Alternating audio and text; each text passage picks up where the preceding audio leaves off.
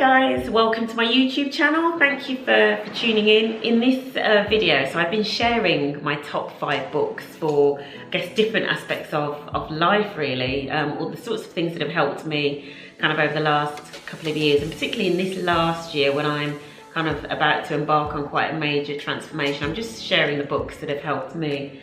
And the last category of book that I'm going into is books really for the soul. That's the only way I could describe it. So I've talked through a lot about books about business, starting up a business, books if you work in a large organisation or a large company, books to motivate you and inspire you. These books are just kind of books for the soul really. So they're just there to kind of like heal or to get you thinking, to kind of create a bit of stillness. Yeah, I'm just going to start with those top 5 books.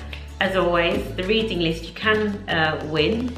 So I'm kind of doing a bit of a competition whereby if you head over to the website, details are below, leave your email address. We are going to pick some names out of a hat and you can actually win one of the books that I'm talking about in the recommendation. So if you're interested in getting one of the books, particularly if you're interested in any of today's books, please head over to the website and check that out. So the first one I'm going to start with, which is number 5 kind of on the list, is The Showman Is Stilettos, and it's by Anna Hunt. Now, the reason that I picked this book isn't just because I like stilettos. I do love a good shoe, I think we all know that. But it's just a really interesting story. So Anna Hunt was a journalist, and I think she mainly covered like sort of like, you know, the celebrity pages, so very much in kind of in the public eye and in the thick of it really, in terms of kind of very busy lifestyle, very hectic, always kind of out partying, etc., and was just really on the brink of burnout when she decided to go to a retreat in Peru and kind of met a shaman, and then it basically tells the story of her journey. I just really like this book because it was very much about taking yourself outside of your ordinary environment, particularly if you are in kind of a sort of high-powered, high-pressured job, and just going somewhere completely different where you can switch off and then think differently about the things that impact you, and also where you can actually get your strength from. So that's one of the things that I really like about this book as well. We read this for our book club, and I was reading this at a time when my aunt was really ill.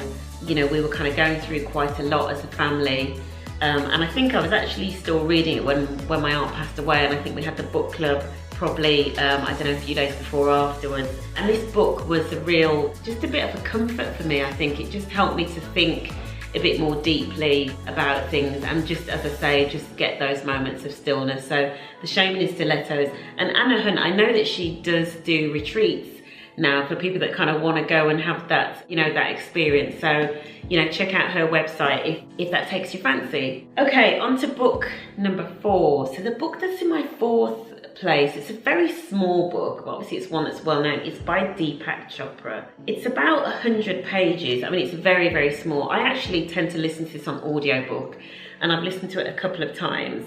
I think this book is a little bit Marmite. I think some people love it, some people really hate it. And there are some of the things that he says that you think, what? Because it's almost at times as though he's speaking in riddles. But actually, there's just a lot of sense to what he says. Now, this book is The 7 Spiritual Laws of Success. And, you know, some of what I really like about this, it's things like the law of potentiality, and what he means by that, which is something I believe in so much, is just being able to recognize how much potential we have in ourselves and also in other people. I'm a big believer in us really trying to harness the potential that we have and kind of like living our fullest lives. And so that's one of the things that I really take away from here. But it's a very short book, and I would say if you've heard a lot about Deepak Chopra but you've never read it and kind of thought, what's all the fuss about, then maybe this is a really good book to start with. Very short, very easy to take in. Okay, and then the 3rd book is The Life-Changing Magic of Tidying by the amazing Marie Kondo. I count myself really fortunate to have seen Marie present a few years back at Web Summit. I think she was in like the kind of like life and living section of the conference. But basically, this book will change your life if you actually read it and put it into practice. Now, I've read this and it helped me do a massive declutter, because she talks very much, as you'll know if you've heard of her book, she talks about throwing things away if they don't spark joy. So, you know, you have to like literally touch something. So if you have like, you know, a load of old clothes or something, you need to pick an item up. And if it doesn't spark joy, as in you don't literally feel a tingle of joy for that item of clothing, you need to throw it away.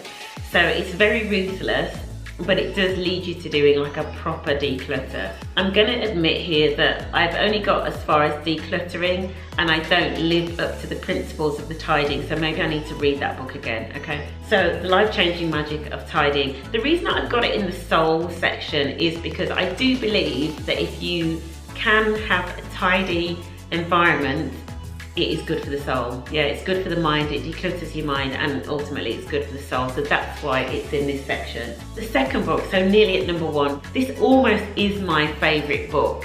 It's The Alchemist. It's like a fable, and it's by Paulo Coelho, is how I believe you pronounce his name.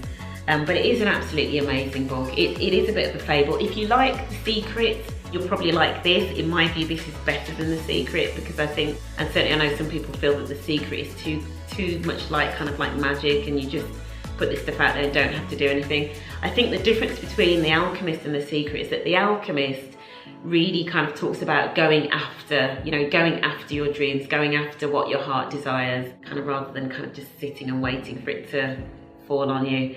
So I would definitely recommend this book. There's a reason that 65 million copies have been sold. Yeah, it's because it's a really good book, really well written. Okay, so that was my number 2 book. And then my number 1 book, I don't know how many people have heard of this, because it's probably not as common as, you know, my kind of number 2, 3 and 4 books, but Lost Connections by Johann Hari.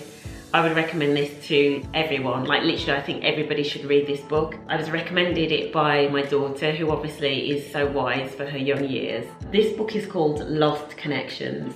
And Johann Hari, who has also done some amazing TED Talks, by the way, as well, has written this about, I guess it was really about the epidemic that we currently have with like depression and anxiety.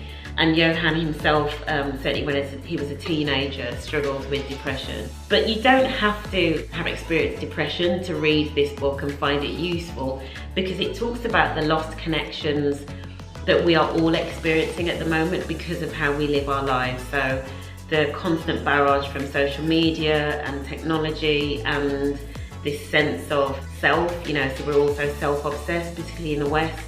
He just talks about all of that, and even being, you know, disconnected from meaningful work, you know, so the fact that a lot of us end up in jobs that we don't enjoy, where we're asked to do menial tasks that mean nothing to us. He talks about all of that, and obviously, and also connection with nature. So this book, Lost Connections, I would genuinely recommend everybody to read this. I think it really is a book for our times.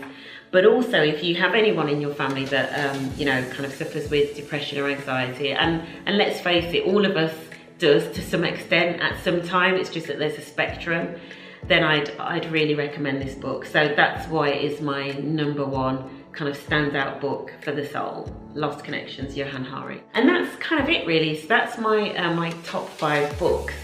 And that's probably it for now for my recommended read. So as I always say, you know, if you've got any books that you really like, please send me the details, because I'm always looking for new stuff that I can kind of absorb, that hopefully helps me, motivates me, and then I can share it back with you as well. So if you liked it, subscribe to the channel. You know, we're going to be doing a lot more in terms of more books, more conversations with people about the things that have helped them, that have helped change their lives.